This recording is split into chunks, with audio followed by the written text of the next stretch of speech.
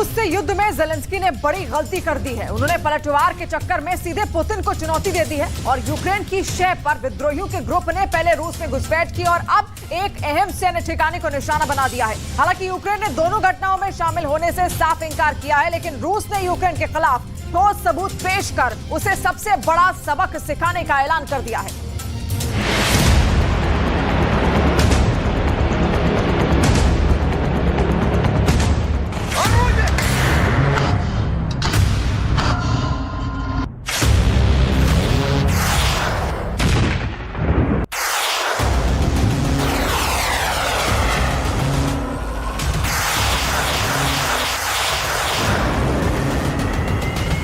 रूस में लगातार दूसरे दिन घुसकर हमला हो गया। अब की बार टारगेट पर रूस का ब्रांस्क रहा, जहां एक मिलिट्री प्लांट में आग लग गई। हथियारों की इस फैक्ट्री में आग के पीछे पुतिन के दुश्मनों का हाथ माना जा रहा है। शक की सुई यूक्रेन की तरफ है, क्योंकि एक दिन पहले ही बेलग्राद में गदर हुआ। यूक्रेन बॉर्डर से हमलावर रूस के अंदर दाखिल हुए। करीब 5 किलोमीटर अंदर घुसकर कम से कम 2 इलाकों पर कब्जा जमा लिया।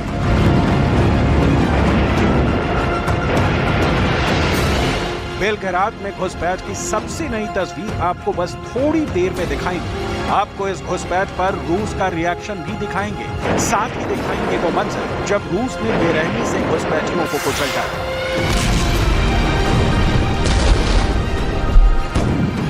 फिलहाल आपको ब्रांस्क में रूस के मिलिट्री ठिकानों में आग की तस्वीर दिखाते हैं। रूस का यह मिलिट्री प्लांट हथियारों की फैक्ट्री ब्रांस्क के द्यातको शहर में है, जो यूक्रेन बॉर्डर से करीब 190 किलोमीटर दूर है। अभी यह साफ नहीं हुआ है कि इस मिलिट्री ठिकाने पर ड्रोन से हमला हुआ या किसी मिसाइल से अटैक हुआ या फिर ज़ेलेंस्की के किसी हमदर्द और पुतिन के दुश्मन ने भीतरघात किया। जाहिर है, अगर इसके पीछे यूक्रेन का हाथ है तो पुतिन अपनी फितरत के मुताबिक इसका बदला जरूर लेंगे। ऐसे में अब देखना यह होगा कि इस हमले के जवाब में रूस की सेना कितनी मिसाइलें और ड्रोन ज़ेलेंस्की के देश पर दागती है। पुतिन बेलग्राद में घुसपैठ की घटना से उबरे भी नहीं थे कि ब्रांस्क में उनकी हथियार फैक्ट्री दुश्मन के निशाने पर आ गई। पुतिन की सेना ने कैसे बेलग्राद में घुसपैठियों का खात्मा किया, उसकी तस्वीर देखने से पहले आप रूस के विद्रोहियों की हिमाकत का सबूत देखिए। दावे के मुताबिक बख्तरबंद गाड़ी पर सवार इन लड़ाकों का ताल्लुक रशियन वॉलंटियर कोर यानी आरबीसी से है। वैसे रूस ने घुसपैठ का आरोप सीधे यूक्रेन की सेना पर लगाया है, लेकिन पश्चिमी देशों के मुताबिक यह हिम्मत रशियन वॉलंटियर कोर यानी आरबीसी और फ्रीडम ऑफ रशियन लीजन यानी एफआरएल ने दिखाई।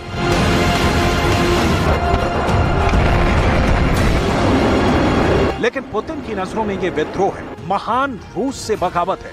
ऐसे में इस हिमाकत के जवाब में एयर स्ट्राइक की गई, तोपों से बेहिसाब गोले बरसाए गए।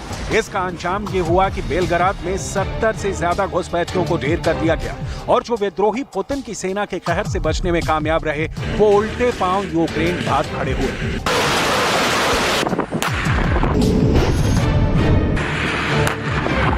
Режим, потерпев поражение в городе Артемовск, перешел к реализации террористических акций против мирного населения.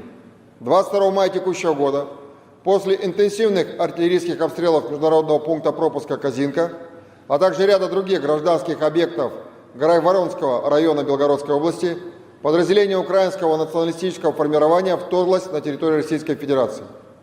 В ходе контртеррористической операции ударами авиации, огнем артиллерии и активными действиями подразделений прикрытия государственной границы Западного военного округа बेलग्राद में इस ऑपरेशन को रूस ने आतंकवाद विरोधी अभियान का नाम दिया था, जो क्रेमलिन के मुताबिक अब पूरा हो चुका है। रूस में ये विद्रोह था या फिर यूक्रेन की शह पर हमला, इसे लेकर दोनों देशों के अपने अपने दावे हैं। लेकिन घुसपैठियों के खिलाफ अभियानों के बाद रूस ने एक ऐसा सबूत पेश किया जिसका जवाब देना अमेरिका और यूक्रेन दोनों के लिए मुश्किल होगा। रूस ने बेलग्राद में घुसपैठियों के खात्मे के दावे के साथ ही दुश्मन की 2 बर्बाद गाड़ियों का वीडियो भी जारी किया है। ये 2 बख्तरबंद गाड़ियां हमवी हैं, जो मेड इन अमेरिका है। अब सवाल उठता है कि क्या रूस के अंदर घुसपैठ, हमले और कब्जे के प्लान में यूक्रेन के साथ साथ अमेरिका भी शामिल था। अमेरिका से पहले यूक्रेन ने रूस के अंदर हमले में हाथ होने से इनकार भले कर दिया, लेकिन सवाल तो ये कि घुसपैठियों के पास अमेरिकी बख्तरबंद वाहन पहुंचे कैसे। बेलग्राद में घुसपैठ की खबर से रूस की सरकार का गुस्सा 7वें आसमान पर पहुंच चुका है। यहां से घुसपैठियों को खदेड़ने और खात्मे के ऑपरेशन पर खुद पुतिन की नजर थी। पुतिन के सबसे करीबी और रूस की सुरक्षा परिषद के उप प्रमुख ने तो दो टूक कह दिया कि इन घुसपैठियों को चूहे की तरह मसल दिया जाएगा। Что касается этих отморозков, я их иначе назвать не могу, то можно по-разному их характеризовать. Вопрос только в том, что с ними делать. Их нужно просто как крыс уничтожать и даже в плен не брать. हुआ भी ऐसा ही। रूस ने जिस तरह से बेलग्राद में विद्रोहियों का अंत किया, उसे पुतिन के दुश्मन शायद ही भूल पाएंगे। वैसे रूस की जमीन पर घुसपैठ और विद्रोह की आग से पुतिन भी कम चिंतित नहीं है, क्योंकि बीते 15 महीनों से यूक्रेन में जारी युद्ध के बीच ऐसा पहली बार हुआ है जब बख्तरबंद गाड़ियों पर सवार पुतिन की दुश्मन सेना सरहद लांघकर रूस में दाखिल हो गई।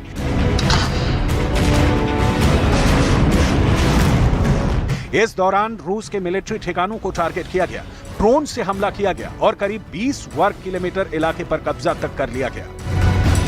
एहतियातन यहां के लोगों को आनन फानन में सुरक्षित ठिकानों पर पहुंचाना पड़ा। Я не могу точно сказать информацию, что продолжается. Это все-таки тема больше для наших правоохранителей, Министерства обороны и Федеральной службы безопасности.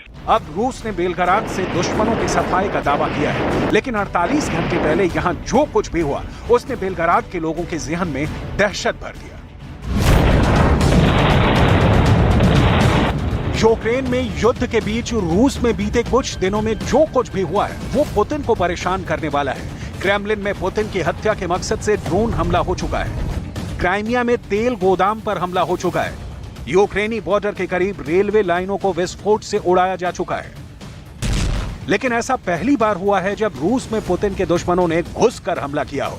इस हिमाकत का मकसद क्या हो सकता है, इसे समझने के लिए आपको रूस के विद्रोही ग्रुप के नुमाइंदे की दलील सुननी होगी। Во-первых, затягивается уже, как мы видим. Во-вторых, вызывает большое внимание. Естественно, Россия будет вынуждена перебрасывать туда какие-то военные подразделения с других участков.